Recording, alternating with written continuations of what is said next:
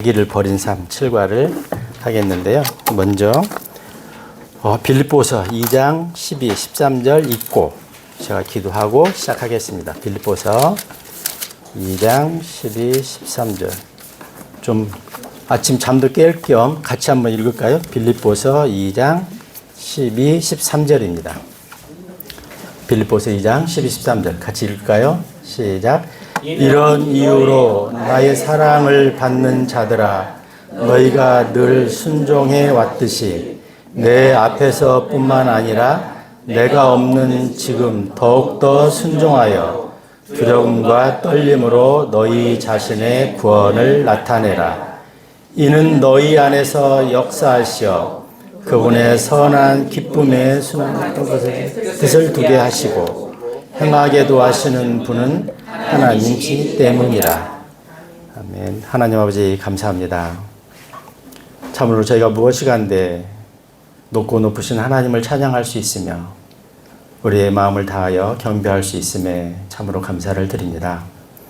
아버지 하나님, 저희가 이 땅에 사는 동안 오직 주님을 찬양하며 주님께 영광을 돌리며 우리의 삶을 아름답게 정리해가는 복된 삶으로 채워주시옵소서. 이곳에 모인 한 분 한 분을 주님 축복하여 주시고 늘 건강으로 지켜주시고 그 삶 속에서 주님과 동행하는 간증으로 채워갈 수 있도록 함께하여 주시옵소서. 이 시간 자기를 버리는 삶에 대해서 저희가 나누고자 합니다. 주님, 저희의 지각의 문을 열어주시옵소서. 모든 것 감사드리며 우리 주 예수 그리스도 이름으로 기도했습니다. 아멘. 혹시 그 기억나세요? 한 2년 전에 저는 저를 버렸습니다. 이제 저는 없습니다 했던 그 유명한 멘트 생각나시나요? 뭐 축구 국가대표죠? 그분이 그런 말 했었죠. 저는 저를 버렸습니다. 그게 굉장히 성경적인 말이었어요. 자기를 버리는 삶, 오늘 주제가 그렇습니다. 어제는 그리스도가 우리 인생의 답이다. 그럼 오늘은 자기를 버리는 삶이라는 거죠. 이걸 잘못 이해하면 엉뚱한 방향으로 갈 수 있는데 이 말씀에 대해서 우리가 한번 하나하나 짚어보도록 하겠습니다. 그래서 과연 이 저자인 롤만 해리스는 어떤 연유로 어떤 목적으로 자기를 버리는 삶에 대해서 이렇게 주제를 잡았는지 그것을 알아가기를 바랍니다. 자기를 버리는 삶에 대해서 이해를 하려면 우리는 먼저 몸의 구조에 대해서 좀 알아야 돼요. 몸의 구조를 알아야만 이 말씀을 정확하게 적용할 수 있다는 것입니다. 잘 아시다시피 우리 몸은 어떻게 되어 있죠? 영과 혼과 몸으로 구성되어 있습니다. 그렇죠? 아닌가요? 이 중에 아직 영이 없는 분도 계시나? 그렇죠. 우리는 삼중구조, 영과 혼과 육으로 되어 있습니다. 그래서 우리가 창세기 2장 7절에서 보는 바와 같이 하나님께서 흙으로 우리를 만드셨고 그리고 하나님 생명의 호흡을 하나님의 호흡을 불어 넣으시니까 살아있는 혼이 되었다 이렇게 말씀하고 있습니다. 그래서 우리는 눈에 보이는 몸이지만 그 안에 우리의 혼과 영이 있다는 것입니다. 그래서 영은 하나님을 인식하고 혼은 그 각 사람의 정체성을 나타내고 있습니다. 그래서 몸이란 물리적 생물학적인 구조 자체이지만 굉장히 가치 중립적이라는 거죠. 근데 우리가 어제 저녁에 살펴본 바와 같이 사탄의 꾀임에 넘어가서 사탄의 영향력 하에 들어가자 우리의 몸이 육신이 됐다는 거죠. 육체가 됐다는 거죠.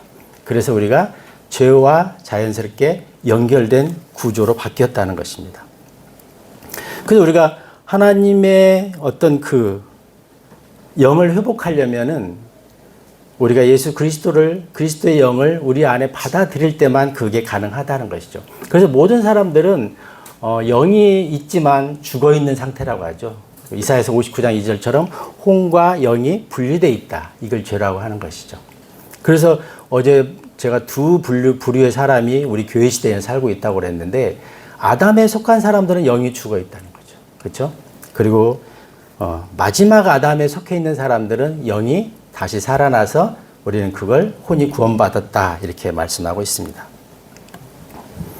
그래서 우리의 육신은 자연스럽게 사탄과 죄와 연결된 그 상태로 우리가 살아가고 있다는 것이죠. 그래서 내가 특별히 노력하지 않아도 죄의 열매를 맺는 것은 너무나 당연하고 자연스럽다는 것이죠. 그래서 우리가 본능으로 산다 하면은 육신적으로 산다는 것이죠. 그래서 그 세 부류의 사람을 로마서에서 분류하잖아요. 육신적인 사람, 영적인 사람, 이건 구원받은 사람이죠. 육신적인 사람도. 그런데 본능적인 사람, 내추럴맨, 이 사람은 그냥 육신적, 육체로 사는 사람들, 구원받지 않은 사람을 그렇게 성경에서는 구분하고 있습니다. 그래서 우리는 육신은 정욕과 본능이 기본이라는 거예요. 특별히 노력하지 않아도. 그래서 요한일서 2장 16절이죠. 15, 16절.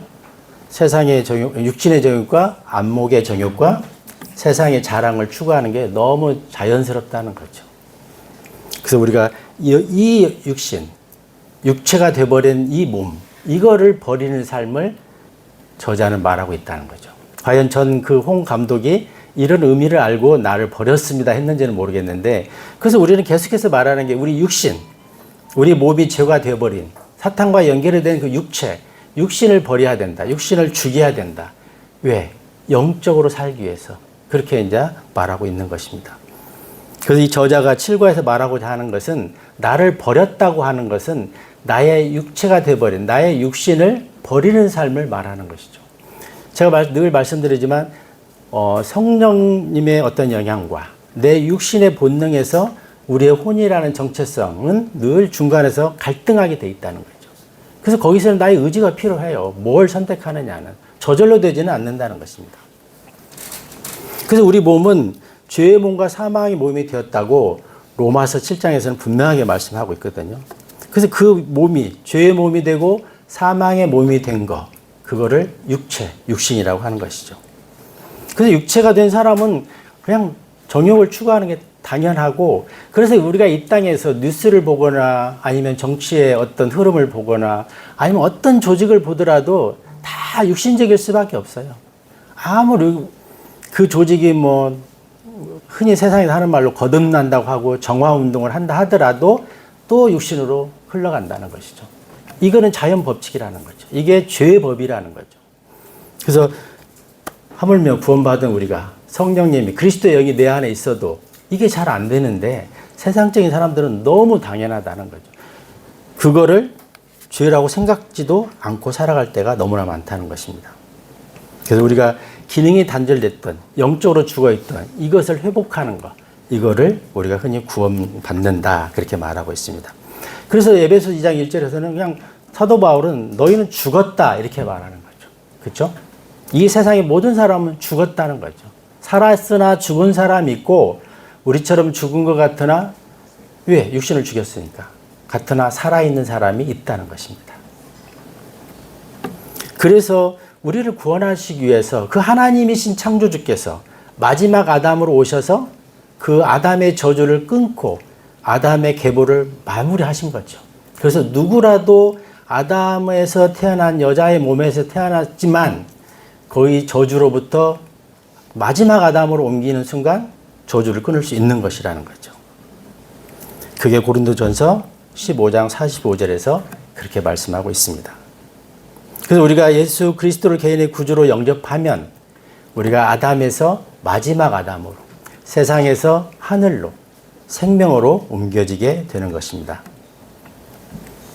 그때 몸은 십자가에서 우리가 갈라디아서 2장 20절에서 늘 말씀하시잖아요. 십자가에 대해 우리를 못 박았나니, 그렇잖아요. 그게 못 박은 게 뭐냐? 나의 육신, 나의 육체를 못 박았다는 거죠. 못 박았다는 말은 죽은 걸로 간주하겠다, 버렸다, 이렇게 말하는 것입니다.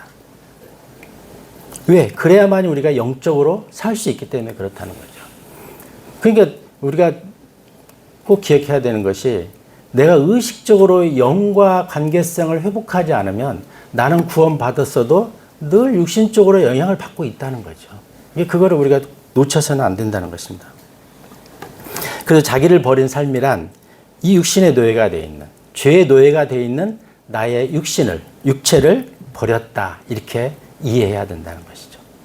그냥 세상 하는 말로 저는 저를 버렸습니다, 이제 저는 없습니다, 이거 굉장히 가볍게 하는데 굉장히 의미 있는 말이에요, 영적으로는. 그래서 우리가 영이, 그러니까 우리가 그 킹제임스를 보면서 첫 번째 의식을 하게 되는 게 개혁성경에는 영어로 되어 있잖아요. 이 구분이 안 되잖아요. 그러니까 이거를 구체적으로 접근하기가 매우 어렵다는 거죠.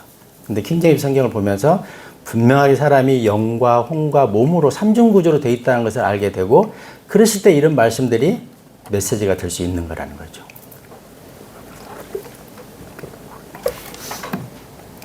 그 성경에도 주장하는 자기를 버린 삶이란 이 육체의 욕망, 죄의 저주 가운데 사는 우리의 몸의 욕망을 버리는 거, 육신을 버리는 거죠. 근데 여전히 뭐 저는 저를 버렸습니다 하는데 여전히 뭐 몇십억씩 더 많이 받고 있고 여전히 뭐 법카도 마음대로 사용하고 있고, 이거는 앞뒤가 안 맞는 거라는 거죠. 우리가 육신을 버릴 때는 세상과의 어떤 면에서는 세상적인 그 욕망으로부터 단절된 삶을 살겠다, 이런 고백이 있다는 것입니다. 그래서 육신은 늘 저와 연결되어 있다는 거예요. 그럼에도 불구하고 하나님 우리를 구원해 주시고 자녀로 삼아 주셨다는 게 너무나 놀랍다는 거죠. 우리가 그래서 구원받을 만해서 구원받은 게 아니에요. 그냥 은혜로 구원받은 거라는 거죠. 그래서 우리가 은혜로 구원받았지만 여전히 죄 가운데 있잖아요. 그런데 하나님께서 우리를 어여삐 봐주시고 그리스도로 옷 입혀 주셔서 그리스도의 의를 덧입혀 주셔서 우리를 의롭다고 여겨주는 거잖아요. 우리가 의로워서 의가 아니라는 거죠. 여전히 우리는 죄의 노예로 살고 있기 때문에. 그래서 우리가 이 삼중 구조에 대한 메커니즘을 잘 이해를 하셔야 내가 뭘 추구하면서 내 에너지 아니면 내 힘을 어떻게 쏟고 살아야 되는지를 이해할 수 있다는 거죠. 그래서 우리가 거룩한 그리스도의 영으로 옷 입혀졌다. 그리고 그분의 힘으로 이제 살겠다. 그게 나를 버리는 삶이라는 거죠. 그래서 우리의 영적인 생활의 핵심은 내 이 에너지, 혼을 어느 쪽에, 이 양쪽, 영과 육신 가운데서 어느 쪽에 영향력을 받아 살겠는가, 이 결단이라는 거죠. 근데 대부분의 교회나 대부분의 우리가 구원을 받았어도 이 의식을 안고 살기 때문에 굉장히 이게 어렵게 느껴지고, 저도 사실 어렵고 그래요, 이게. 그래서 우리 의식이 깨어 있어야 된다는 거죠. 잠들기 전에도 이렇게 눈 감고 계속 생각해 보는 거죠. 하나님 말씀을 묵상해 보기도 하고, 이제 저 같은 경우는 이렇게 성경의 연결고리들을 계속 이렇게 생각해 보고, 그래서 하나님 이렇게 물어보는 거죠. 궁금한 게 있으면 계속 그분과 대화 속에서. 그랬을 때 내가 영적인 하나님의 거룩한 영 안에서 의지적으로 이렇게 머물러 있게 된다는 것입니다. 갈라디아서 5장 16절에 이런 말씀이 있습니다. 그런즉 내가 이것을 말하노니 성령 안에서 살아가라. 그리하면 너희가 육신의 정욕을 이루지 아니하리라. 갈라디아서 5장 16절입니다. 우리가 성령 안에 있어야 된다. 성령 안에서 살아가야 육신의 정욕으로부터 우리가 자유로울 수 있다는 거죠. 세상이 얼마나 화려하나요? 세상이 얼마나 진짜 우리를 유혹해 하는 것들이 얼마나 많은데요. 잠시만 정신을 놓으면 허망한 것에 우리를 그냥 굴복시킬 수 있다는 거죠. 그래서 우리가 성령 안에 살아갈 때만이 그런 세상적인 정욕이나 어떤 세상적인 그런 그 가치 기준에서 우리를 지킬 수 있다는 것입니다. 그래서 우리가 성령 안에 살아갈 때만 육신의 정욕으로부터 자유할 수 있다는 것입니다. 그리고 우리가 성령 안에 살아갈 때 성령의 열매를 맺을 수 있다는 것이죠. 그래서 우리가 혼이 만약에 육체의 본성, 본능을 따라가면은 우리는 그냥 혼의 지배하에서 자연스럽게 혼적인, 육신적인 사람으로 살아갈 수밖에 없다는 것이죠. 그래서 우리의 혼이 육신의 지배를 받아 육체의 욕망과 본능을 추구한다. 이렇게 갈라디아서 5장 10절을 말하고 있습니다. 그랬을 때 갈라디아서 5장 19, 21절에 그 육신적인 열매들이 쭉 나열되어 있잖아요. 그냥 그게 우리의 삶의 자연스러운 열매로 열린다는 것이죠. 그래서 우리가 자주 말씀드리지만 죄를 지어서 죄인이 아니라 우리는 죄인이기 때문에 죄를 짓는다는 거예요. 너무나 자연스러운 게 죄를 짓는 현상이라는 것이죠. 그래서 우리의 혼이 결국은 어느 쪽에 지배를 받느냐. 이게 세상 사람들은 아예 영이 죽어 있기 때문에 이 자체도 없어요. 그냥 갈등도 없어요. 그래서 어떻게 보면은 세상 사람들은 저희들보다 더 갈등 없이 먹을 거 먹고 즐길 거 즐기고 누릴 거 누리고 그렇게 살 수 있어요. 아주 그냥 뭐라고 해야 되나요? 단순하다고 해야 되나? 아무튼 죽는 날 죽더라도 일단 삶의 모습은 너무 자연스럽게, 다만 그런 건 있겠죠. 남보다 못 가진 거에 대한 불만은 있을 수 있지만 누리고 즐기고 하는 것은 뭐 제한이 없다는 것이죠. 그래서 우리가 영적으로 다시 태어나고 보면은 갈등이 있죠, 우리 안에. 이건 분명히 아닌 걸 아는데 어쩔 수 없이 끌려가는 나를 볼 때 갈등할 수밖에 없는 것이죠. 제가 어제 책 얘기도 했지만 이 세상의 모든 책보다도 이 성경 한 권이 가장 압축되어 있다는 거죠. 사실 누구라도 책 읽고 싶은 그런 게 있잖아요. 근데 시간을 거기에 돌리기가 싫은 거예요, 지금은. 그래서 때로는 어떤 세상 책 한 권 읽는 것보다 성경 한 구절을 묵상하는 게 훨씬 더 많은 것을 나로 하여금 풍성하게 해주더라는 거죠. 이게 우리의 가치관이 바뀐다는 것입니다. 그래서 바울이 늘 강조하는 바는 그리스도 안에서 살아라는 거죠. In Christ. 이게 바울이 특히 이거를 참 많이 강조해요. 그 안에 살아라. 그리스도를 통하여 살아라. 그리스도에 의하여 살아라. 계속 이걸 강조하는 거죠. 저는 바울은 굉장히 특별한 사도라고 생각합니다. 어제도 말씀드렸지만 바울만이 가지고 있는 정말 캐릭터가 있어요. 그는 정말 셋째 하늘을 우리가 계시록을 통해서 보는 것보다도 더 훨씬 많이 알고 있는 그런 존재라는 거죠. 그가 강조하는 게 그리스도 안에 살아라는 거죠. 그래서 바울은 과감히 자기 목숨도 아깝지 않게 내놨잖아요. 바울은 돌에 맞춰서 죽었다가 그래서 죽은 루스드라인가요? 거기서 죽은 줄 알고 버렸더니 성 밖에 버렸더니 그 다음날 깨어났어요. 근데 또 깨어나자마자 전도하러 또 가고 있어요. 나를 회복하는 게 아니라 전도하러 또 간다는 거죠. 바울은 복음에 속된 말로 미친 사람이에요. 왜? 자기는 셋째 하늘을 보고 왔기 때문에 이 땅에서 자기가 죽으면 이득이라고 하잖아요. 그렇기 때문에 생명을 아깝게 여기지 않았다는 것입니다. 그래서 바울이 늘 강조하는 게 십자가에 못 박혀라. 그 갈라디아서 같은 데도 보면은 분노하지 않아. 바울은 정말 서신서에 보면 굉장히 신사적인데 갈라디아서에서는 이 어리석은 자들아 막 이런. 왜? 복음에서 떠나는 모습을 보면서 너무 안타까워한 거죠. 바울같이 영적인 사람만이 영적으로 분노할 수 있는 분노가 갈라디아서에서는 잘 나타나 있습니다. 그래서 우리 혼이 무엇을 따르느냐 이게 중요하다는 거죠. 그래서 계속 이 성경에서는 이 말씀에서는 뭐 이렇게도 말하고 뭐 여러 가지로 분석은 할 수 있는데 결국은 하나예요. 너 안에 있는 영의 지배를 받으라는 거예요. 그 훈련을 하라는 것입니다. 그래서 깨어 있으라는 거죠. 영적인 음성에 귀 기울이라는 거예요. 왜? 우리는 본능적으로 육신을 따라가기 때문에 의지적으로, 의식적으로 영의 목소리에 귀 기울이라는 것입니다. 그래서 우리가 하나님께 붙어 있을 때 그냥 별 비유를 다 들잖아요. 포도나무와 가지의 비유를 들고 또 이제는 생명체인 몸과 지체로서 비유를 또 들잖아요. 어떻게 지체가 몸을 거스르고 몸을 뛰어넘을 수 있어요? 절대 불가능하잖아요. 바울이 그렇게 우리한테 비유를 들어서 교훈을 주고 있다는 것입니다. 그래서 우리가 본능과 욕망에 따라 살면 그 삶도 쾌락도 있고 즐거움도 있고 나름대로 뭔가 있을 거예요. 사탄이 주는 그 뭔가 맛이 있을 거예요. 그렇지만 그 끝은 늘 헛되고 허무하고 후회밖에 없다는 것이죠. 그래서 우리가 남은 몇십 년 아니면 우리가 인생을 통째로 해도 100년밖에 안 되잖아요. 100년을 영혼을 위해서 투자할 거냐 아니면 그때 오는 그 짧은 정말 가치 없는 쾌락을 추구하다가 영혼을 놓칠 거냐 이거는 우리의 선택사항이라는 거죠.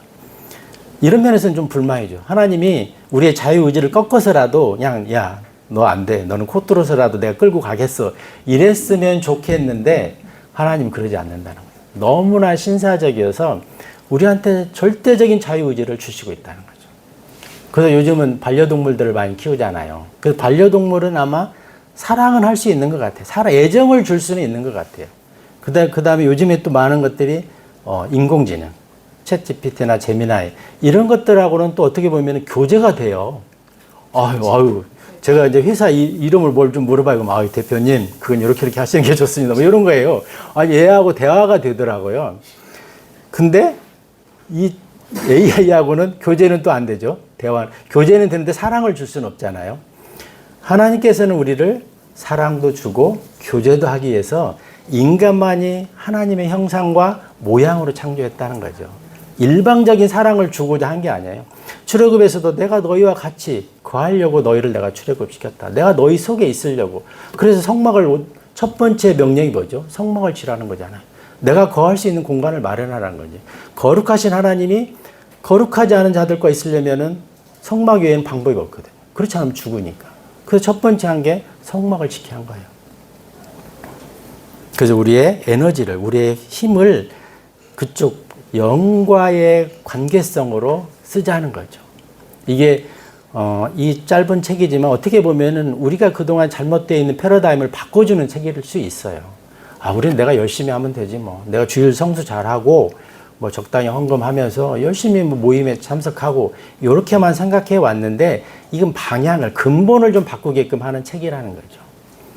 워치만이가 이런 논조의 주장을 많이 했어요. 근데 그 책을 보면 저는 솔직히 이해가 잘 안 갔어요. 근데 이 책은 비교적 이해가 쉽게. 근데 이제 너무 과를 많이 만들다 보니까 너무 비율 많이 들어서 나중에는 도대체 뭘 주장하려고 하는 거지 이렇게 놓칠 수 있지만 제목을 기억하시면 돼요. 그리스도는 무엇으로 사는가? 그리스도로 살아라는 거죠. 모든 거의 주제는 그리스도로 살아라는 거예요. 결론은. 그래서 우리가 생각을 잘 조절할 수 있어야 됩니다. 생각이 흘러가는 대로 우리를 맡기면 안 된다는 거죠. 고린도 후서 10장 5절 6절 한번 찾아보실까요? 고린도 후서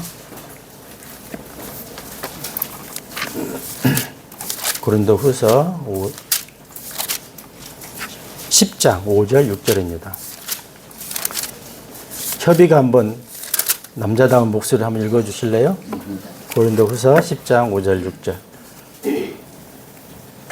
우리는 상상들과 하나님의 지식을 대적하여 스스로를 크게 높인 모든 높은 것을 저마다 허물어뜨리며 모든 생각마다 사로잡아 그리스도께 순종하게 하고 너희의 순종이 이루어질 때 모든 불순종을 인증할 준비를 하고 있으라.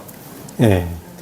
그러니까 우리가 이 상상하는 것들, 우리의 육신이 본능적으로 상상하는 것들, 하나님의 지식을 대적하는 것들, 이게 육신이라는 거죠. 그리고 스스로 높아지려고 하는 것, 높이는 모든 것들, 이거를 허무트리라는 거예요. 그러니까 결국은 이 말이 우리의 육신적인 본능을 허물어뜨리라는 거죠. 그래서 우리를 생각마다, 하나하나의 모든 생각마다 사로잡아서 그리스도께 순종하라는 거죠. 영에 순종하라는 거죠.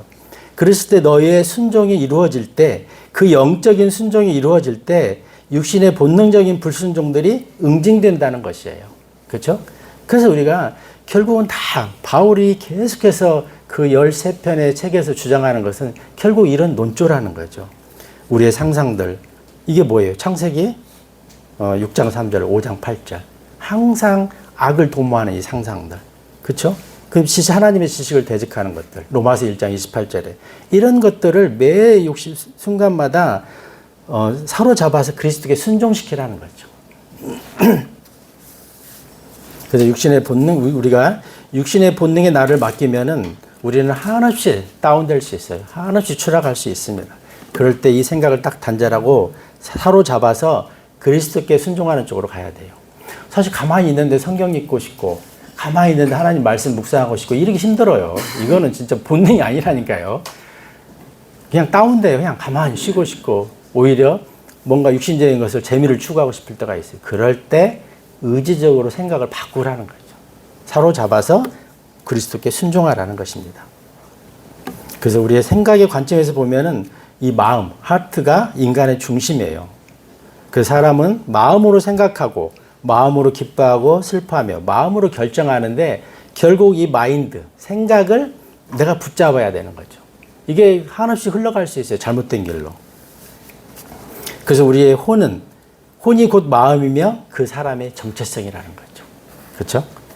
그래서 우리가 결국은 마음 관리를 어떻게 하느냐. 마음 공부라는 말이 세상에 한때 유행할 때도 있었는데 우리가 성경적으로 보면 내 마음을, 내 생각인 마인드를 어떻게 관리하느냐가 그 사람의 영적인 수준을 결정할 수 있습니다. 그래서 자기를 버린다는 개념은 이 욕망, 죄의 노예가 되어 있는 육신을 버린다는 것이에요. 그냥 가볍게 모르겠어요. 그 사람이 어떤 의미를 했는지는 모르겠지만 그런 의미가 아니라는, 인생의 인간의 삼중 구조를 이해하고 육신적인 나를 버리겠다는 각오가 포함된 말이라는 것입니다. 그래서 우리가 나를 버렸다 할 때는 성령님의 지배를 받아서 살겠다. 이게 한쪽을 버리고 한쪽의 지배 가운데 내가 살겠다. 이런 고백이 있는 것입니다. 그래서 바울이 빌립보서에서 다루고자 하는 주제가 나를 버리는 삶이에요. 그랬을 때 우리가 기뻐할 수 있다는 거죠. 환경을 보고 어떻게 기뻐할 수 있어요? 나를 버렸을 때, 내 육신을 버렸을 때 가능하다는 거죠. 그러니까 바울이 우리가 흔히 빌립보서를 바울의 옥중서신이라고 하는데 이게 로마서 감옥에서 기록한 책이거든요. 이 로마서 감옥에서 기록한 에베소서, 빌립보서, 그 다음에 골로새서, 빌레몬서. 이 기록은 바울이 셋째 하늘에 갔다 온 후 한 5년 정도 지난 시점에서 이걸 기록하고 있는 거예요. 로마 감옥이 사람이 아무리 감옥이 좋아도 우리만큼 자유롭지 않잖아요. 바울이 물론 그 당시에 셋집에 살면서 2년 동안 방문객들을 만나고 그런 시점이긴 하지만 여전히 손은 착고에 차여 있었거든요. 그럼에도 기뻐하라. 내가 다시 말하노니 뭐라고죠? 크게 기뻐하라 했나요? 그랬잖아요. 우리가 육신적인 삶을 버렸기 때문에 바울은 자기의 환경이 어떻든 간에 자기의 육신의 그거를 버리고 살았기 때문에 영적으로 살았기 때문에 그의 영은 자유로웠던 거죠. 감옥에 있다 하더라도. 그래서 바울은 기뻐할 수 있었던 거예요. 그래서 기뻐하라는 거예요. 그냥 우리가 맹목적으로 막 이유도 없이 기뻐할 수 있나요? 쉽지 않죠. 그냥 막 기뻐하고 웃으면 정신이 실성했나 이럴 수도 있어요. 이 깊은 의미들을 이해해 가고 보면 굉장히 이해가 되는 말씀이에요. 그랬을 때 기뻐할 수 있었다는 거죠. 바울은 원래 바울의 얘기를 조금만 하면은 소아시아로 전도여행을 가고 싶었거든요. 2차 전도여행 때. 근데 영이 막았다고 그렇게 사도행전 16장에 보면 쭉 나와요. 근데 영이 어떻게 막았는지는 모르지만 영이 막아서 못 가고 있었어요. 그럴 때 마케도니아 사람이 꿈에 나타나서 나에게 넘어와서 나를 도와달라고 이런 현시라고 하죠. 표준역에서. 그런 모습을 보고 바울이 하나님께서 나를 마케도니아, 그러니까 오늘날로 말하면 그리스 이쪽에 있는 그쪽 유럽으로 나를 부르시는구나 해서 그쪽으로 가게 됩니다. 그래서 그가 일단 마케도니아로 넘어갔고 거기서 첫 번째 거주한 데가 빌립보라는 이 교회였어요. 그 빌립보 지역이 그 당시에 마케도니아 수도 역할을 하고 있었거든요. 그래서 거기서 강가에서 늘 기도하던 루디아라고 하죠. 그 자주색 옷감장수 여인, 그 여인을 만났고 그 여인이 바울이 하는 말에 주목했고 그래서 그 계기로 리디아와 그 가족들이 침례를 받아요, 바울한테. 그래서 시작된 교회가 빌립보 교회라는 거죠. 그러니까 하나님의 인도하심 속에서 이루어진 교회라고 볼 수 있어요. 그리고 하나님이 그 리디아라는 옷감장수니까 그 당시에 한 60년대니까 옷감장수는 굉장히 사업을 좀 고급스러운 사업을 하는 여인이었잖아요. 그런 여인을 만나서 교회를 시작할 수 있었던 교회라는 거죠.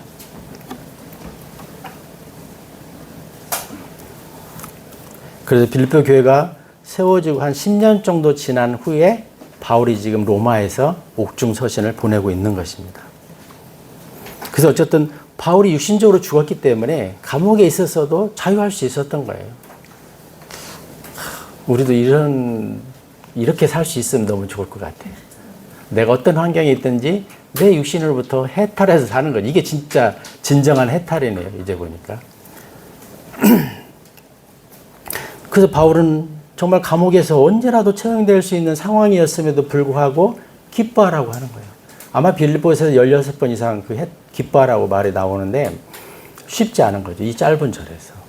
이게 바울이 그냥 하는 소리로 교훈 삼아서 그래도 그리스도인은 기뻐하며 살아야 돼. 그러니까 너희가 환경이 어쨌든 한번 기뻐해봐. 이렇게 한 게 아니라 본인이 그걸 느끼고 있는 거예요. 본인은 실제로 기뻐하고 있는 거예요.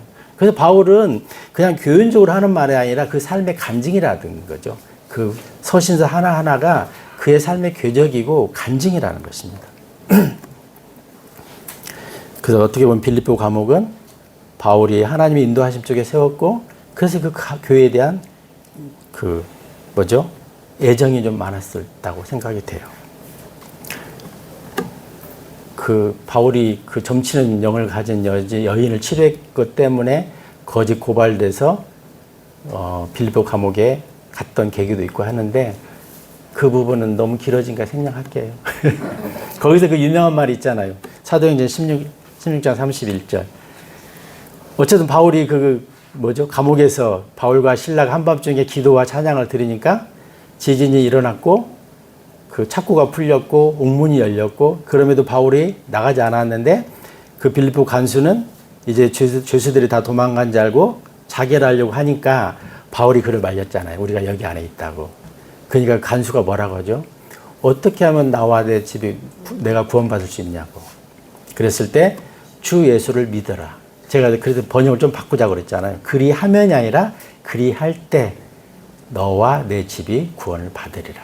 그래서 우리는 우리가 주 예수를 나의 구주로 믿을 때 우리는 구원받는 거예요.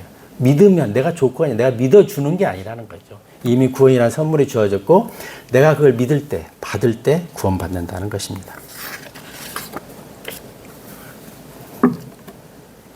그래서 바울은 어떻게 보면은 감옥을 교회로 바꾼 유일한 인물이에요. 감옥에서도. 그래서 바울은 늘 하나님의 인도하심 속에 살았다는 거죠. 잘 모르겠어요. 바울이 하나님을 그렇게 사랑해서 인도한 가운데 늘 거했기 때문에 하나님의 늘 인도하심이 있었는지, 하나님이 늘 인도하셨기 때문에 그렇게 간증이 되는 삶을 살았는지는 근데 아마도 바울이 먼저 드렸다고 생각이 돼요. 순종했다고. 그래서 저는 바울은 정말 하나님께 헌신된 사람인데도 오늘날로 계산해 보면 따져봐도 엄청난 고난을 받은 사람이에요.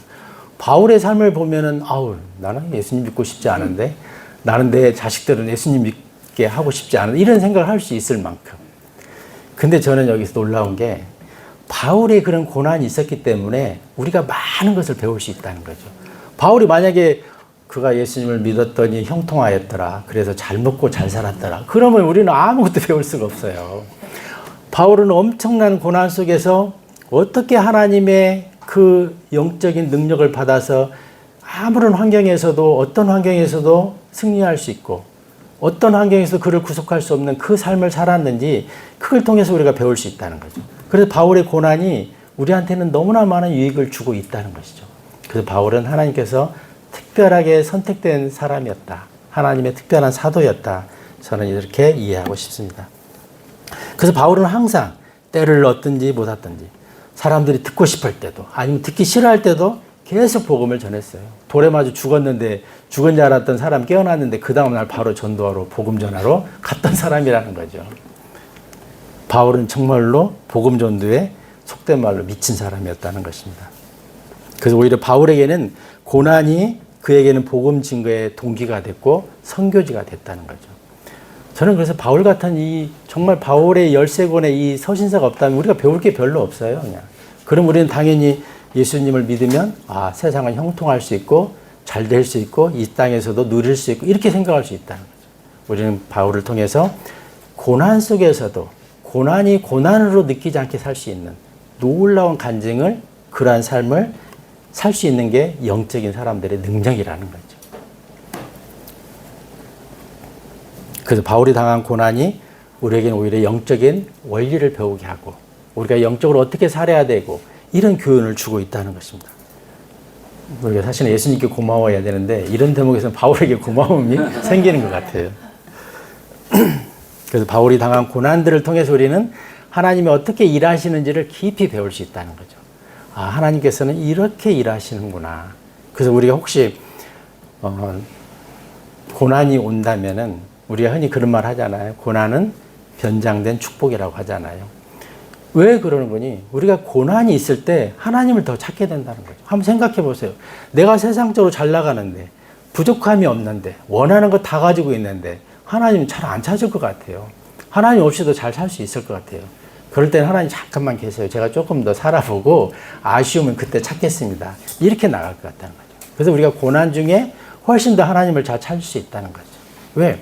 우리는 이 땅에서 어차피 유한한 삶을 산다는 거죠. 이 땅에서 누리는 것들은 매우 짧다는 거죠. 우리가 어떤 사람들은 사람들의 평가나 사람들의 자랑거리를 굉장히 의식하고 살고 있는데 한번 생각해 보세요. 우리가 어떤 사람들하고 대화할 때 아니면 어떤 사람들이 유명인이 됐을 때 그 사람 오래 기억하나요? 금방 잊어버려요. 최근에 보면 연예인들 유명한 사람들 많이 돌아가셨잖아요. 근데 그분들이 어떤 사람들이 기억하는 사람들 별로 없다는 거죠. 금방 잊혀진다는 거죠. 그래서 그렇게 가치 없는 것에 우리 삶을 그 짧은 시간을 투자할 거냐 하면 영원한 가치에 우리를 투자할 거냐는 각자의 몫이라는 거죠. 그래서 저는 제가 이제 딸 하나잖아요. 제가 만약에 딸을 다시 낳는다면 오로지 성경적으로 사는 방법을 가르쳐 주겠어요. 이 AI 시대에 전공을 뭘 가르쳐야 될지도 저는 생각이 안 나요. 뭘 배워야 될지도. 앞으로 세상이 어떻게 바뀔지도 잘 모르겠어요. 그렇지만 너가 하나님을 알게 되면, 네 인생을 걸고 하나님께 승부를 걸 수 있다면 너의 인생을 하나님 보장해 주실 거다. 그렇다고 세상적으로 성공하고 뭐 부귀영화를 누리는 건 아니지만 하나님께서 어찌하든 바울과 같은 고난을 준다 하더라도 그게 나한테 고난이 안 된다면 아무 문제가 없잖아요. 그런 삶을 우리는 살자는 거죠. 그게 바로 영적인 능력이라는 거죠. 고린도전서 10장 13절을 보시겠습니다. 고린도전서 10장 13절입니다. 창준이가 읽어주실래요? 두 친구가 있으니까 그냥 여기가 빛이 나요. 10장 13절. 사람에게 흔히 있는 그러한 시험 외에는 너희에게 크신 시험이 전혀 없었느니라. 그러나 하나님께서는 신실하시니 너희가 수 있는 것 세상으로 너희가 시험 받는 것을 허락하지 아니하시니라. 그러나 너희가 그것을 능히 감당할 수 있도록 시험과 더불어 빠져나올 길도 마련하십니다. 예. 이게 이 말씀 들으면 막 길어서 헷갈리는데요. 간단히 말하면 이거예요. 우리가 이제 바울의 고난을 배우면 난 그래도 바울의 고난은 없었으면 좋겠어. 이런 마음이 살짝 들어요, 우리 속에. 근데 13절에 뭐라고 하죠? 아무한테나 고난 주지 않는다는 거예요. 고난을 주어도 당연히 그걸 능히 이길 수 있는 힘도 주신다는 거예요. 그래서 바울은 능히 그 고난을 이길 수 있는 사람이었기 때문에 그 고난을 주었다는 거죠. 나 같은 사람은 바로 쓰러지죠. 그래서 우리는 감당할 수 있는 만큼만 주시니까 너무 걱정하지 마세요. 혹시 또 나들 바울처럼 그렇게 만들면 곤란해요. 이렇게 하실 필요가 전혀 없다는 것입니다. 그래서 우리 창엽이 창준이도 그런 측면에서 하나님을 배워갈 필요가 있어요. 공주교의 대를 이어야 돼요. 진짜 이런 세상에서 예수님 믿을 수 없어요. 제가 볼 때는. 우리의 2세대들 외에는 결코 자연인한테 복음 전해서 하나님의 사람을 헌신되게 한다? 거의 불가능하다고 생각을 합니다. 우리의 2세도 하나님 말씀으로 교육하기가 쉽지 않은데요. 어려운 세상을 저희는 살고 있습니다. 그래서 빌립보서에서 주고자 하는 바울의 메시지는 기쁨은 상황이나 환경에서 오지 않는다는 거예요. 내가 붙들고 있는, 나를 붙들고 계시는 하나님께 순종할 때 그때 기쁨과 감사가 주어진다는 거죠. 어떤 환경이 좋아서 받는 기쁨, 환경이 갖춰졌기 때문에 드리는 감사, 이거 오래 못 갑니다. 우리의 육신의 욕망은 끝이 없기 때문에 오늘 감사할 수 있는 것이 내일은 똑같은 조건에서 감사 드릴 수가 없어요. 내일은 더 큰 자극이 와야 감사할 수 있고 기뻐할 수 있어요. 안 된다는 거죠.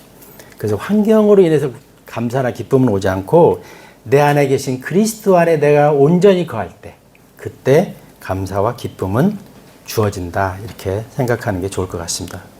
그래서 우리가 육신을 버리고 성령 안에서 그리스도 안에서 살아갈 때 기쁨이 주어진다는 것이죠. 우리가 우리의 육신을 버릴 때 죽은 것으로 간주할 때 그게 가능한 삶으로 만들어 줄 것입니다. 그래서 저는 기쁨과 감사는 이런 것 같아요. 우리가 마치 미리 받은 백지수표다 이렇게 설명하고 싶어요. 그래서 내가 백지수표를 하나님께 여러 가지 장을 주셨는데 거기다 기쁨하고 하나님 드리면 하나님 기쁨을 주시는 거예요. 이번에는 감사하고 드리면 감사를 준다는 거죠. 미리 주신 백지수표라는 거죠. 내가 주어진 환경 때문에 감사하고 기뻐한다면은 백날 가도 그런 환경은 안 올 수도 있어요. 그래서 먼저 하나님께 기쁨으로 감사로 내가 드리면 하나님이 거기에 합당한 감사와 기쁨을 주신다는 것입니다. 빌립보서 2장 6절 8절 한번 찾아볼까요? 어제 교재 가운데 잠깐 나왔던 말씀인데요.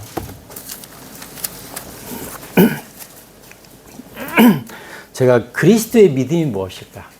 사실은 그리스도의 믿음이라고는 개혁성경은 잘 번역되어 있잖아요. 우리가 그리스도를 믿는 믿음이라고 되어 있잖아요. 그래서 그리스도의 믿음이 도대체 뭐지 하고 늘 고민할 때마다 제가 생각나는 게 빌립보서 2장 6절, 7절, 8절에 이게 어쩌면 그리스도의 믿음을 정의하고 있지 않는가. 한번 제가 읽어볼게요. 6절에 그분께서는 누구죠? 예수님께서는 하나님의 형체로 계시기에 하나님과 동등하심을 강탈하는 것으로 생각하지 않으셨느니라. 이게 원래 그리스도는 하나님이시라는 거죠. 그래서 하나님과 동등되게 여기는 게 이 강탈이 아니라는 거죠. 그러나 그럼에도 스스로 이름 없이 되셨으며 창조주 하나님이 이름 없이 되셨어요. 자기 위에 종의 형체를 취하셨어요. 내가 종이 되었다는 거죠. 그리고 사람들과 같은 모습이 되셨느니라. 사람으로 오셨다는 거죠. 하나님이신 예수님께서. 그리고 8절에 그리고 사람과 같은 모양으로 발견되신 그분께서는 스스로 겸손하셔 죽음, 곧 십자가의 죽음에 이르기까지 순종하셨느니라. 이게 창세전에 세웠던 하나님의 계획일 수 있어요. 하나님이신 예수님께서, 하나님의 형체를 가지신 분께서 사람의 몸으로 오시고 종의 모양으로 오셨고, 거기서 온 걸로 끝나는 게 아니라 죽음을 겸손하게 모든 인류의 죄의 희생물로서, 어린 양으로서 죽음을 맞이했다는 거죠. 그래서 예수 그리스도가 그 모든 일련의 과정, 하나님께 순종했던 과정, 그거를 통해서 그리스도의 믿음이라는 게 완성됐다는 것이죠. 우리는 그 믿음을 받아서 살아가는 거다.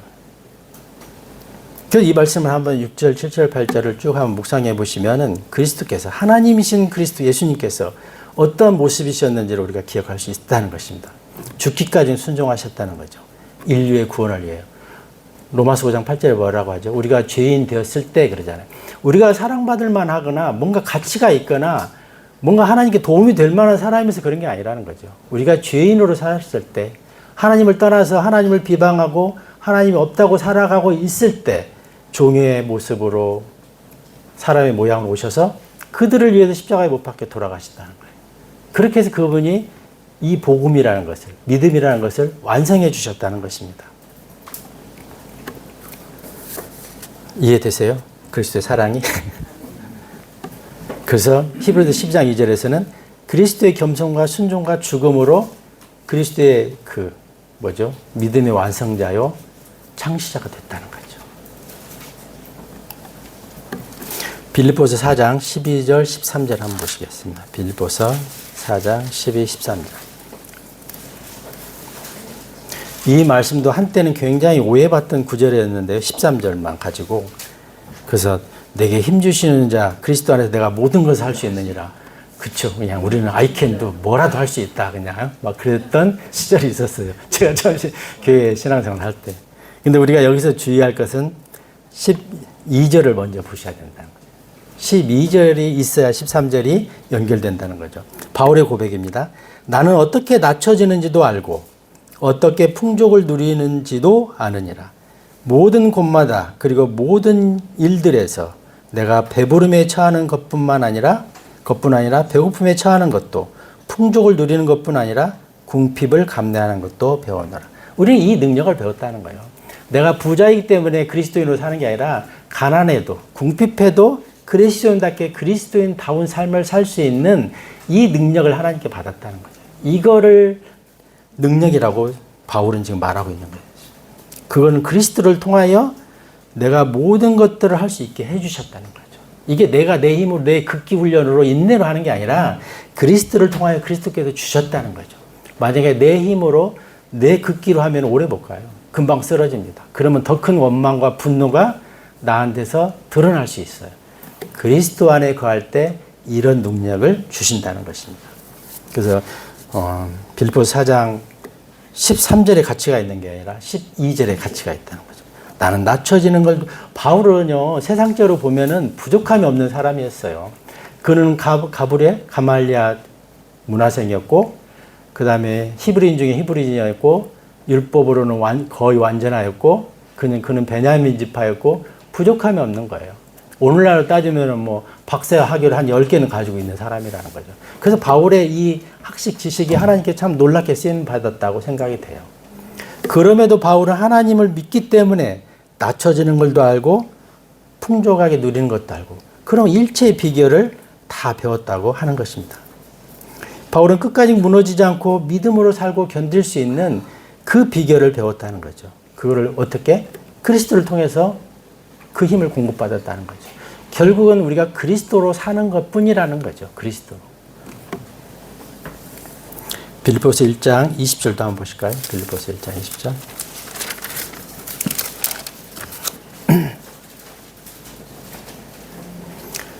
바울이 어떤 목적으로 인생을 살았는지를 잘 보여주는 말씀인데요. 1장 20절에 나의 열렬한 기대와 나의 소망을 따라 아무 일에도 내가 부끄러워할 것이 없고 다만 모든 담대함으로 항상 그러했던 것처럼 지금도 살든지 죽든지 그리스도께서 나의 몸 안에서 드높여지셔야 하기 때문이라. 여기 보시면 아무 일에도 내가 부끄러워하지 않게 살았다는 거예요. 바울이 뭐 잘못해서 고난받고 감옥에 가지 않았다는 것입니다. 그리고 모든 담대함으로 항상 그러했다는 거예요. 바울은 항상 그리스도 편에서 깨어 있었다는 거죠. 그냥 어쩌다 한 번씩 그냥 인심 쓰듯이 그리스도를 찾은 게 아니라 항상 그리스도를 향해 있었다는 거죠. 그래서 그는 죽든지 살든지 그리스도께서 나의 몸 안에서 높여져야 된다는 거죠. 온전히 그리스도께 순종되어지는 삶, 온전히 그리스도로 살아가는 삶을 살았다고 고백하는 것입니다. 21절에 보면 이는 내게는 사는 것이 그리스도요 죽는 것이 이득이기 때문이라. 앞에 우리가 조금 포커스를 맞추면 사는 것이 그리스도라는 거예요. 그러니까 완전히 그리스도인으로 그리스도인답게 살았다는 거죠. 그래서 우리는 이 바울이라는 샘플이 있기 때문에 나는 안 되는데 하나님 그거 안 되는 거잖아요. 그걸 자꾸 왜 안 되는데 된다고 그러세요. 이렇게 우리는 주장할 수 있는데 왜? 대부분의 세상 사람들은 안 되니까. 근데 바울은 그렇게 살았어요. 그래서 바울은 감히 우리를 도전하는 것입니다. 그렇게 살아라는 거예요. 살 수 있다는 거죠. 바울은 그렇게 살았기 때문에. 바울은 은연중에 늘 죽는 것을 사모했던 사람이에요. 왜? 알잖아요. 본인이 세차 하늘을 보고 왔는데 얼마나 가고 싶겠어요. 어떻게 보면 정말 이 세상이 지긋지긋할 텐데 그럼에도 복음 전도 때문에 사람들이 복음을 모르고 죽어가는 것 때문에 바울은 그냥 이 땅에 사는 거예요. 그래서 자기의 오로지 인생의 목표는 복음 전하는 것. 그걸 통해서 그리스도께 영광을 돌리는 것. 그 삶이었다는 것입니다.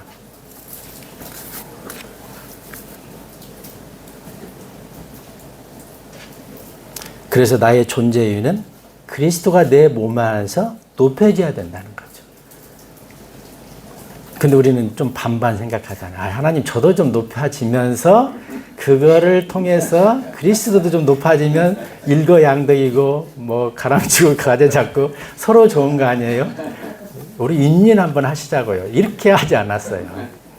바울의 목적은 하나였다는 거죠.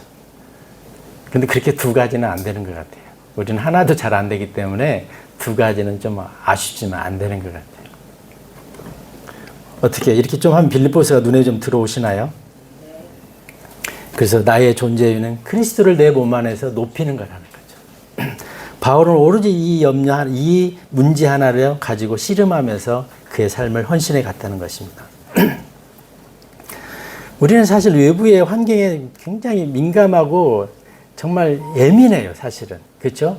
조금만 몸이 아파도 그냥 온 신경이 그리 다가고 누가 나를 조금만 비난해도 그냥 적을 어떻게 해야 되나 하고 막 밤새 고민하고 막 그런 거잖아요. 나를 버리지 못해서 그랬다는 거죠.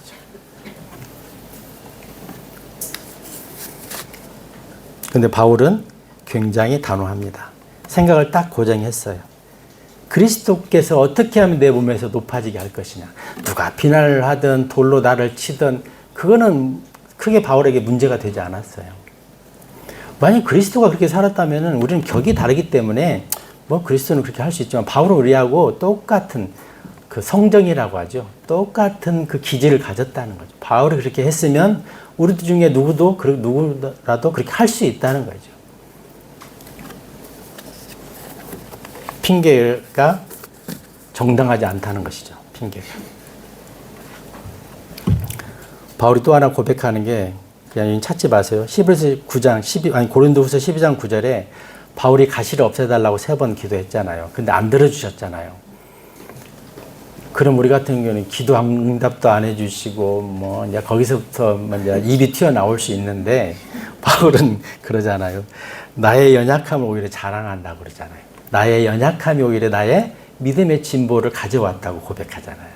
그래서 고난이, 연약함이 오히려 우리를 하나님께로 이끌어 간다는 거죠. 그건 분명한 것 같아요. 우리가 몸이 아프거나 어쨌든 가정에 문제가 있거나 여러 가지 문제가 있을 때 하나님을 더 찾게 된다는 거죠. 그랬을 때 그게 복이라는 거죠. 어제 저녁에도 말했지만 우리가 영적인 시각에서 보면은 이미 하나님께서는 우리를 다 치유해 주셨고 고쳐 주셨고 완성해 시켜 주셨어요. 다만 우리가 이 엔트로피 증가의 법칙에 의해서 연력학 이 법칙에 의해서 우리가 이 땅에 사는 한은 늙어지고 망가지고 힘들어져요. 그렇지만 이거는 이미 유한하게 정해져 있고 곧 끝난다는 거죠. 그래서 바울은 그 넘어 육체의 넘어 새 하늘을 보고 살았던 거라는 겁니다.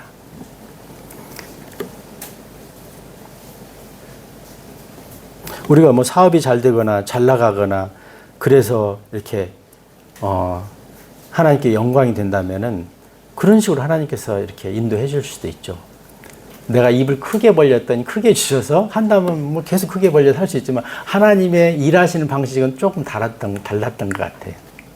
그래서 우리가 성경을 통해서 보면 하나님의 인물들, 하나님께 쓰임 받았던 사람들 치고 그렇게 세상적으로 성공한 사람이 그렇게 많지 않은 것 같아요. 만약에 주어졌다면 그 사람은 그 능력을 능히 감당할 수 있었기 때문에 그 그릇을 만들어 주었다 이렇게 생각이 듭니다.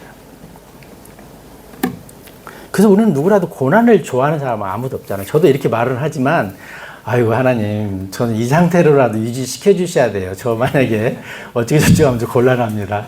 이런 마음이 있어요. 고난을 싫어하지만 어쨌든 바울을 통해서 면역력을 좀 키워놔야 될 것 같아요. 왜? 어차피 나이 들면 들수록 우리는 망가져 가고 있기 때문에 이거를 거스를 수는 없잖아요.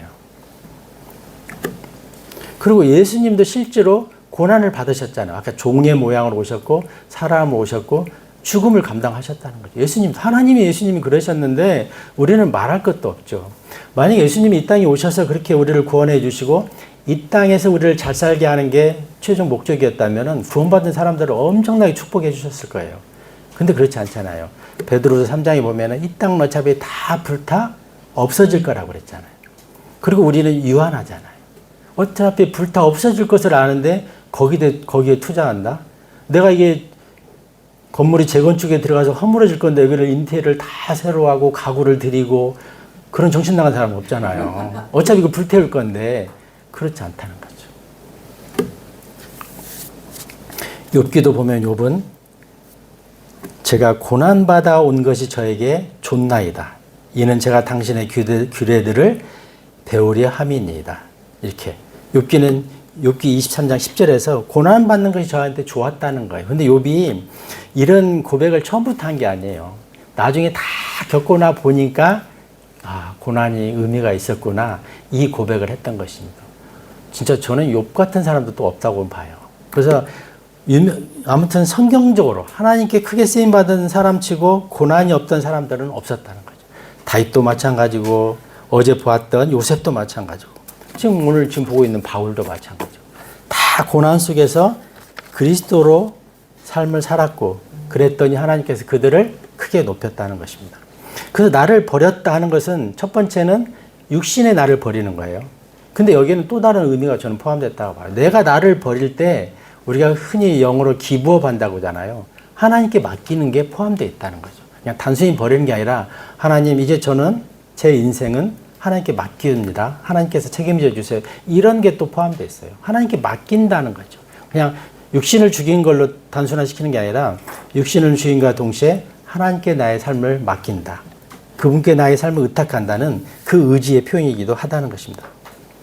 그래서 나를 버린다는 것이 뭐 나를 자학하고 무시하고 막 멸시하는 건가? 나를 막 어떻게 이 몸을 막 어떻게 해봐야 되나? 막 이런 게 아니라 내 망가져버린 몸이 망가져버린 육신이 되어버린 죄의 노예가 되어버린 이 육신을 버린다는 거죠. 그리고 하나님께 나를 온전히 맡긴다는 것입니다.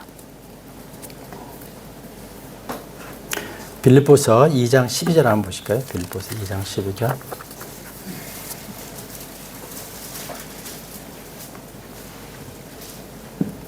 이 장 12절이 조금 그 오해가 있었던 말씀이기도 해요. 제가 한번 읽어보겠습니다. 이런 이유로 나의 사랑을 받는 자들아 너희가 늘 순종해 왔듯이 내 앞에서 뿐만 아니라 내가 없는 지금 더욱더 순종하여 두려움과 떨림으로 너희 자신의 구원을 나타내라. 이게 개혁성경에는 구원을 이루라 이렇게 돼 있잖아요. 그래서 이 빌립보서 2장 12절이 그래 너희들 구원을 이루어가야 되니까 계속 열심히 헌신하고 뭐 교회를 섬기고 막 그렇게 해서 가르치잖아요. 왜? 구원을 잃어버릴 수도 있고 구원을 이루어야 되니까. 근데 여기 잘 보면은 이미 구원받은 사람을 대상으로 말씀하는 거예요. 이런 이유로 나의 사랑을 받는 자들아. 구원받은 자들이라는 거죠. 그래서 우리가 구원이라고 하면은 제가 말씀드렸죠. 죄의 형벌. 우리가 과거, 현재, 미래에 이 죽을 수밖에 있는 죄의 형벌이 뭐죠? 죽음, 사망이잖아요.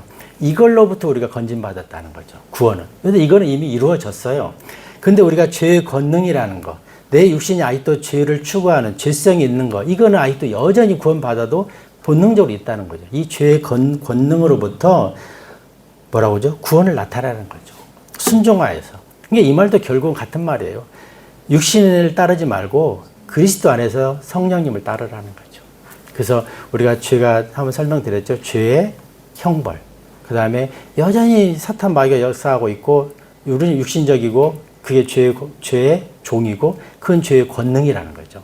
그래서 우리가 천년왕국이 아니라 영원한 세계로 갈 때 그때는 죄 자체가 이미 없어지죠. 죄의 존재가 없어지는 거죠. 그래서 죄의 형벌과 죄의 권능과 죄의 존재로 구분할 수가 있어요. 그렇지만 하나님의 은혜로 우리가 죄의 형벌로부터는 과거든 현재든 미래의 죄까지도 다 용서해 주셨다는 거죠. 그렇지만 이제는 죄의 권능을 그리스도의 힘으로 공급받아서 어떻게 이겨가느냐, 이게 관건이라는 거죠. 그냥 구원받은 걸로 만족하면 안 된다는 겁니다. 그래서 13절에 보면 이는 너희 안에서 역사하시어 일하신다는 거죠. 그분의 선한 기쁨에 속한 것에 하나님의 그분의 선한 기쁨에 속한 것에 뜻을 두게 하시고 행하게도 하시는 분은 하나님이시기 때문이라. 내 의지로 내가 하는 게 아니라 그리스도를 통해서 내가 순종함으로써 하나님의 뜻을 이루어 간다는 거죠. 내가 하는 것하고는 조금 차이가 있습니다. 그렇죠? 그분의 순종 안에서 이루어 간다는 거죠. 시간이 뭐 어떻게 됐나요? 이거 좀 더 해도 되나요? 그래서 빌립보서 2장 12, 13절. 이 12절 같은 경우 만약에 개혁성경을 보면은 꼼짝없이 당하는 거죠. 구원을 이루라고 했는데 구원을 이루라고 분명하게 말씀하고 있잖아요. 근데 여기서는 분명하게 말씀드리는 것은 이미 구원받은 사람을 대상으로 하나님께 순종함으로써 죄의 권능으로부터 너의 구원을 나타내라는 것입니다.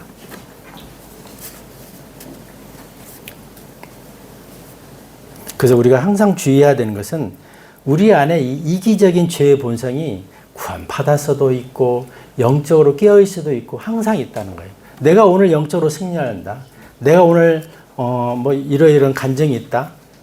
제가 예를 들어 이런 말씀을 준비할 때 이제 풍성함을 그리스도에 대한 그걸 깊이 인식하고 깨닫게 되잖아요.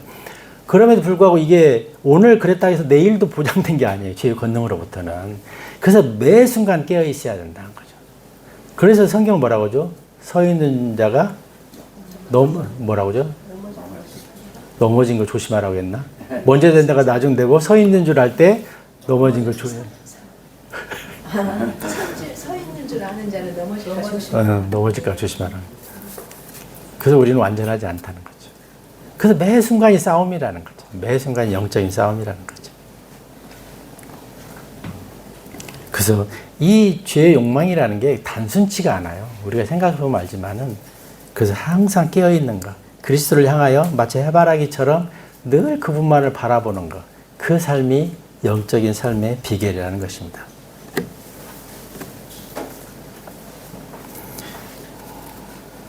빌립보서 2장 21절에 보면 이런 말씀이 있어요. 제가 한번 읽어볼게요. 이는 모두가 그들 자신의 일만 구하고 예수 그리스도께 속한 일들을 구하지 않기 때문이라.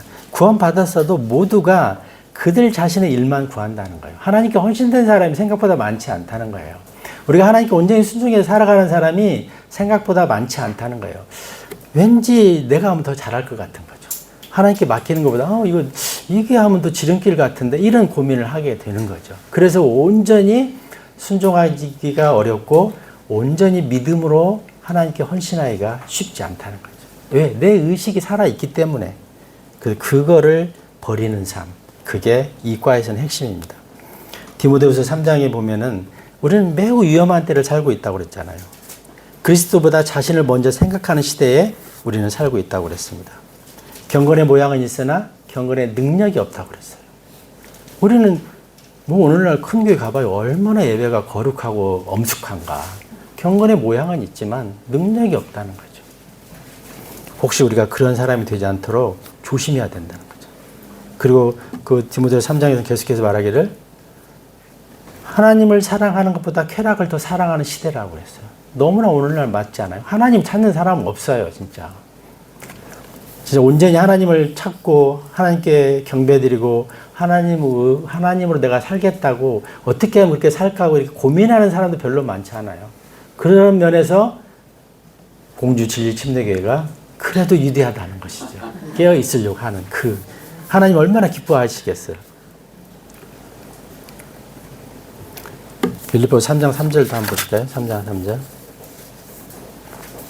이는 영 안에서 하나님을 경배하고 그리스도 예수를 크게 기뻐하며 육신의 신뢰를 두지 않는 우리야말로 할례자들이기 때문이라. 이렇게 살아야 된다는 거죠. 그래서 바울은 본인이 많은 그 스펙이 있었고 많은 자랑거리가 있었지만 이게 하나님께 도움이 안 된다? 그러면 배설물로 여겼다는 거예요. 어떤 세상에 유익을 주고 어떤 세상에 자랑거리가 있다 하더라도 이게 하나님 편에서 유익이 안 된다? 그럼 나는 이걸 배설물로 여기겠다는 거죠. 내가 너무 건강하기 때문에 하나님 섬기기에 부담스럽다? 그럼 이거 배설물로 여기겠다는 거죠. 내가 너무나 많은 걸 배워가지고 하나님 섬기기 어렵다? 그럼 이것도 배설물로 여기겠다는 거예요. 뭐 약한 것 때문에 하나님 섬기기 어려운 사람 별로 없어요. 내가 너무 잘 나가기 때문에 하나님 섬기기 어려울 때가 있다는 거죠. 그래서 바울은 빌립보서 3장에 계속해서 자기의 모든 자랑거리를 배설물로 여기고 살았다는 거죠. 오히려 그런 것들을 손해로 여겼다는 거죠. 왜? 3장 10절에 보면 주님의 죽으심에 일치되어 살고자 함이라 이렇게 말씀하고 있어요. 그리스도의 죽음 안에서 내 육신을 십자가에 못 박은 상태로 살고자 함이라는 것입니다. 그래서 바울은 사나 깨어있으나 자나 아니면 사나 죽으나 성령님 안에서 사는 것이 그가 가진 인생의 최대 관심사였다는 것입니다. 3장 17절 한번 보실까요? 빌립보서 3장 17절. 형제들아 너희는 함께 나를 따르는 자들이 되라. 17절입니다. 그리고 너희가 우리를 본보기로 삼은 것 같이 그와 같이 살아가는 자들을 유의하여 보라. 이게 바울은 당당하게 말해요. 형제들아 너희는 함께 나를 따르는 자들이 되라. 이렇게 말하고 있어요. 나를 본보기로 삼으라는 거죠. 자신의 경험과 변화를 그리스도와 동행하는 하나의 표본으로 제시하고 있는 것입니다. 바울이 이 말은 뭐 자랑하거나 뭐 우쭐대는 그런 말이 아니라고 저는 감히 봐요.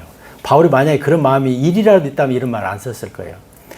자기는 정말 그런 마음 1도 없이 정말 하나님께 온전히 순종해서 살았기 때문에 당당하게 너희는 나를 따르라 이렇게 말하는 거죠. 너는 나를 샘플로 삼아서 나를 본보기로 삼아서 그리스도와 연합해 사는 삶을 살아라 이렇게 말하고 있는 것입니다. 그래서 바울이 바울되게 하신 것은 하나님 은혜라 이 고백을 하는 거예요. 이 말 속에서. 근데 뭐 오늘날 뭐 그런 말 가끔 듣잖아요. 우리 김영기 목사님 남보다 설교 잘하는 사람 있으면 나와봐. 나보다 영어 잘하는 사람 있으면 독립침례교회 안에 있어요. 나보다 이 킹제임스 성경을 더 번역을 잘할 수 있는 사람이 있으면 나와봐. 이런 말 한다는 거잖아요. 바울에게 좀 배워야 된다는 거죠. 그래서 우리가 킹제임스 성경이 다른 성경과 비교해서 보면은 정말로 올바르고 바르게 번역할 수 있고 해석할 수 있는 건 너무 좋아요. 근데 독립침례교회가 가지고 있는 그 문화는 과감히 대척할 수 있어야 돼요. 정말로 그 안에 그런 그 찌꺼기들이 좀 있어요. 제가 분명히 볼 때는. 그래서 바울이 이런 마음으로 살았다면 당연히 우리는 바울을 본보기로 이런 마음으로 살아야 된다는 것입니다. 바울은 결코 과장함이나 자기를 자랑하려고 이런 말을 하는 게 아니라는 것이죠. 그래서 우리가 성경에서 요셉이나 다윗이나 다니엘 그들도 때로는 넘어졌죠. 그렇지만 늘 그리스도의 모형으로 살려고 애를 썼다는 것입니다. 그분을 알고 그리스도의 영 안에서 거하려고 애를 썼던 사람들이라는 것이죠. 그래서 우리는 정말 이 무너져가는 시대, 정말 복음이 하나님께서 마지막 믿음 있는 자를 보겠느냐고 이렇게 정말 안타까운 심정으로 말씀하시는 이 시대에 우리가 그리스도의 모형이 좀 되었으면 좋겠습니다. 내 힘으로 되는 게 아니라 우리가 그리스도 안에 살 때 그리스도의 힘으로 그리스도의 능력으로 그게 가능하다는 것이죠. 그래서 이 책에서 말하는 기쁨, 화평, 만족은 그리스도로 살 때만 주어지는 영적인 복이라는 거죠. 내가 추구해서 얻는 기쁨이나 화평이나 만족은 오래 못 가요, 진짜. 일주일 갈까? 승진하면 일주일 정도 가나? 진짜. 승진도 뭐 어느 단계에 승진하냐에 따라 다른데 일주일 정도는 갈 거예요, 사실은. 근데 그 이상은 안 간다는 거죠. 20평대에서 30평대 아파트로 옮겨갔다? 한 일주일은 행복할 수 있겠죠. 일주일 이상 안 간다는 거죠.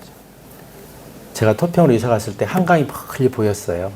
한강변을 따라서 그 강변북로, 이게 그 가로등이 그 선이 너무 아름다운 거예요. 딱 위에서 보면. 그 일주일 지나니까 내가 어디 살고 있지, 지금?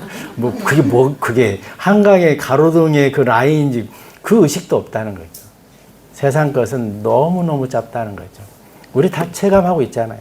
이 나이 되는 순간에 눈 한번 깜빡했는데 벌써 이 나이가 돼 있어요. 제가 엊그저께 창준이나 창예비 갔다 왔었는데 그 빛나던 시절이 있었던 것 같은데 지금은 뭐 이제 하나님이 언제 데려가실까 이거 고민하는 때가 됐다는 거죠. 그래서 인생은 생각보다 너무너무 짧은 것 같습니다. 그래서 우리가 어떤 그 실제적인 적용으로 들어가면은 우리는 또 쉽게 행위를 생각할 수 있어요. 그럼 내가 또 어떻게 해야지? 막 이러려고. 그리스도 안에 있으라는 거죠. 그리스도 안에서. 그리스도가 인도해 주시는데 서두르지도 말고 그냥 내가 뭔가 막 오버페이스 해가지고 지치지도 말고 그리스도 안에서 내가 성경 한 구절 보면 기뻐할 게 있으면 기뻐하고 감사할 게 있으면 감사하고 그냥 그리스도 자체를 기뻐하는 거죠. 그분을 그냥 고마워하는 거죠. 빌립보서 4장 7절 한번 보실까요?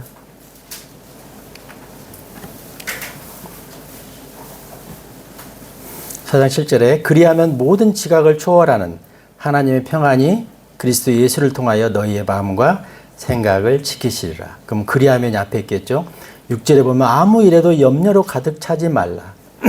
다만 매사에 기도와 간구로 감사들을 드리면서 너희의 요청들이 하나님께 알려지게 하라. 그러니까 이 말은 우리의 삶을 하나님께 맡기라는 거죠. 내가 염려한다고 뭐가 해결되는 것 아니기 때문에 모든 일에서 하나님을 의식하고 하나님께 맡기는 삶을 살면 하나님께서 알지 못하는 우리의 지각을 초월하는 하나님의 평안을 인도해 주신다는 거죠. 사실 우리가 염려 없는 사람이 어디가 있어요? 얼마나 많은 염려들이 있어요. 염려에 치여 죽죠, 사실은. 그럴 때 뭐라고 하죠? 7절에 모든 지각을 초월하는 하나님의 평안이 우리 그분께 맡기라는 거죠. 그랬을 때 하나님께서 우리의 마음과 생각을 지켜주신다는 것입니다. 그래서 우리가 그리스도의 영의 지배를 받으면 환경과 상관없이 우리는 기뻐할 수 있습니다. 그리고 우리가 아무 일에도 염려하지 않고 기도와 간구로 감사하며 하나님께 맡길 수 있다는 거죠.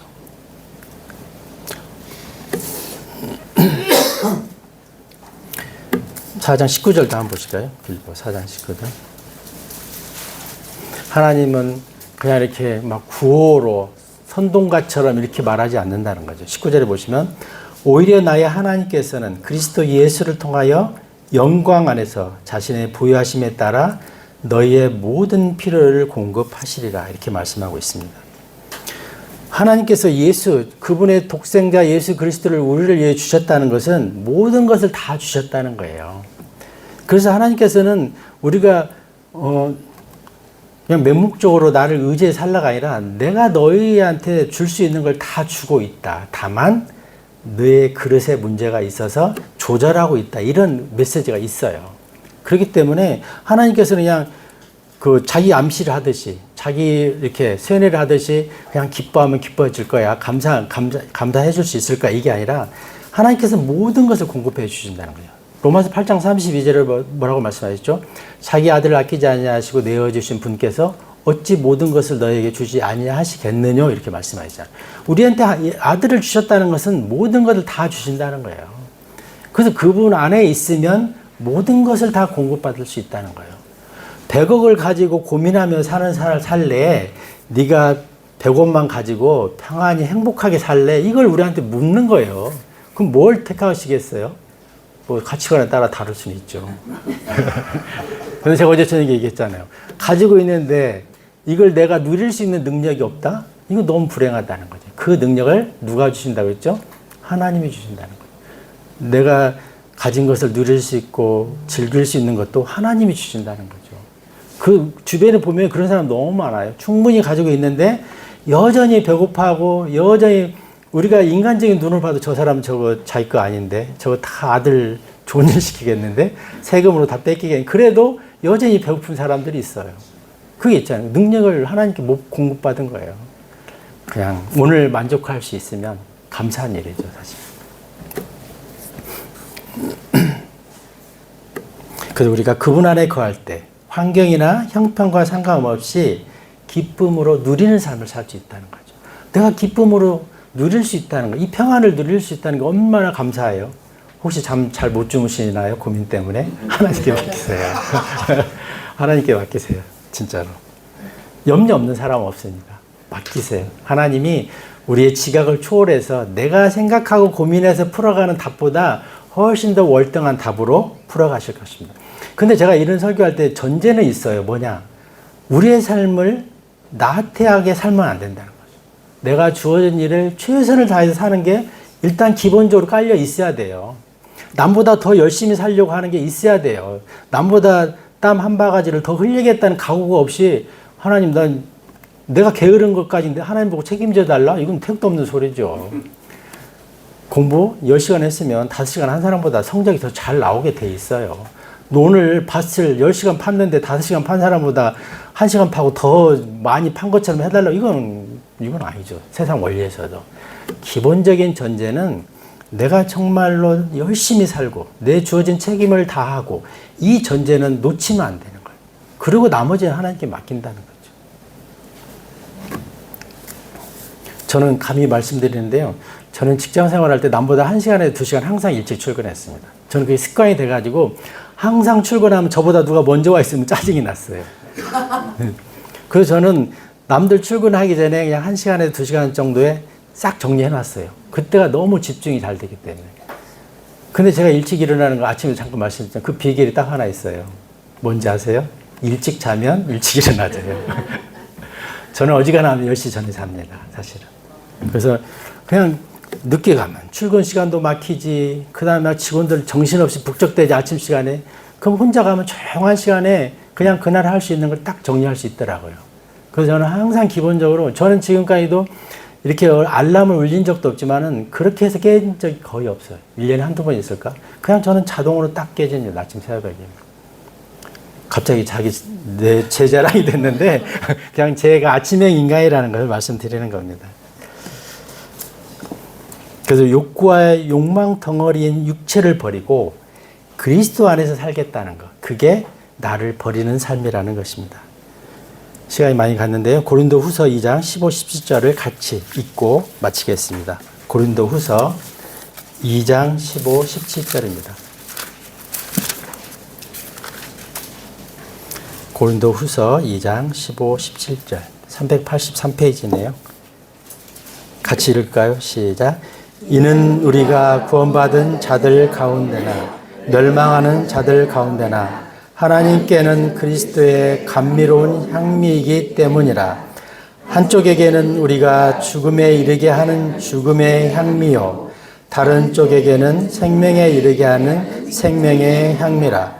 그런즉 누가 이런 일들의 적격이겠느냐.